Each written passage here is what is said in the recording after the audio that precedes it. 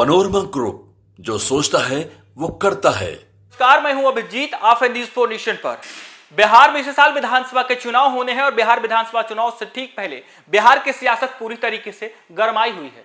एक तरफ राहुल गांधी और बिहार के नेता प्रतिपक्ष तेजस्वी यादव वोट अधिकार यात्रा पर निकले हुए हैं, तो वहीं दूसरी तरफ जिस तरीके से कहा जा रहा है कि बिहार में जिस तरीके से गहन मतदाता पुनरीक्षण हुआ, इसके खिलाफ पूरा विपक्ष एकजुट होकर बिहार में यात्रा कर रहा है। और देखिए किस तरीके से लगातार बिहार में जब यात्रा हो रहा है, तो वहीं दूसरी तरफ देश के प्रधानमंत्री नरेंद्र मोदी बिहार आकर करोड़ों की योजना की सौगात दी है। और अब कहा यह जा रहा है कि इस यात्रा को और भी धारदार बनाने के लिए अब कांग्रेस के सांसद प्रियंका गांधी शामिल हो रहे हैं। राहुल गांधी की बहन है और कहा यह जा रहा है कि कांग्रेस के वरिष्ठ नेता और कांग्रेस के सांसद प्रियंका गांधी तीसरे चरण की वोट अधिकार यात्रा में शामिल होंगी। कहा यह जा रहा है कि लगातार तेजस्वी यादव, राहुल गांधी और विपक्ष के तमाम बड़े बड़े नेता इस यात्रा में शामिल हो रहे हैं, लोगों से संवाद स्थापित कर रहे हैं, लगातार केंद्र सरकार पर वोट चोरी का आरोप लगा रहे हैं। देखिए किस तरीके से आए दिन तेजस्वी यादव, राहुल गांधी देश के प्रधानमंत्री नरेंद्र मोदी पर हमला करते हैं। कहा यह जा रहा है कि ट्विटर के जरिए, सोशल मीडिया के जरिए और जिस तरीके से इस यात्रा के जरिए लगातार तेजस्वी यादव, राहुल गांधी और विपक्ष के तमाम बड़े जो नेता हैं देश के प्रधानमंत्री नरेंद्र मोदी पर हमला बोल रहे हैं। और ऐसे में कहा यह जा रहा है कि अब कांग्रेस की सांसद प्रियंका गांधी तीसरे चरण की वोट अधिकार यात्रा में शामिल होने पहुंच रही हैं। और अब बिहार में गहन मतदाता पुनरीक्षण एसआईआर के खिलाफ जारी इंडिया गठबंधन की वोटर अधिकार यात्रा के तीसरे चरण में कांग्रेस सांसद प्रियंका गांधी भी शामिल हो रही हैं।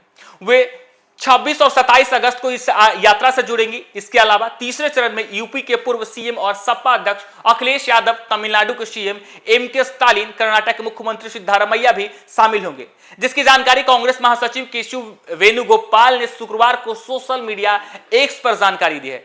वेणुगोपाल ने एक्स पर लिखा है कि मतदाता अधिकार वोट चोरी के खिलाफ एक ऐतिहासिक आंदोलन बन गई है, जो न केवल बिहार बल्कि पूरे भारत के लोगों को आकर्षित कर रही है। आने वाले हफ्ते में भारत और कांग्रेस के प्रमुख नेता इस यात्रा में शामिल होंगे। 26 और 27 अगस्त को प्रियंका गांधी, तमिलनाडु के मुख्यमंत्री एमके स्टालिन, 27 अगस्त को 29 अगस्त को कर्नाटक के मुख्यमंत्री सिद्धारमैया और 30 अगस्त को उत्तर प्रदेश के पूर्व मुख्यमंत्री अखिलेश यादव इस यात्रा में शामिल होंगे।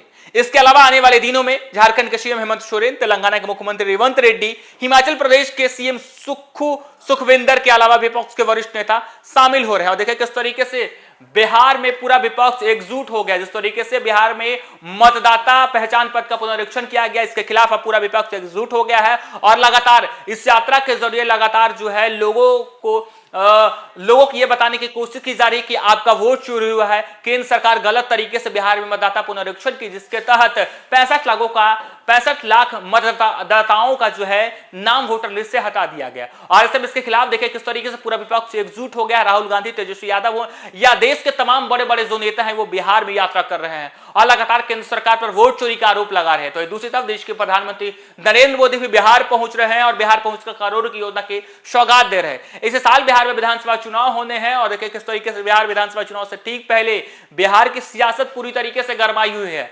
लगातार बिहार में जब मतदाता पहचान पत्र का पुनरीक्षण हो रहा था, तब से राहुल गांधी हो या फिर नेता प्रतिपक्ष तेजस्वी यादव हो, तमाम लोग इस पर आपत्ति दर्ज कर रहे थे। और जब अब फाइनल रिपोर्ट आया, जब कहा जा रहा है कि जब मतदाता पुनरीक्षण का जब डाटा आया, तब इसके खिलाफ सुप्रीम कोर्ट भी जो है विपक्ष गई। इसके बाद सुप्रीम कोर्ट का जो है एक बयान आता है।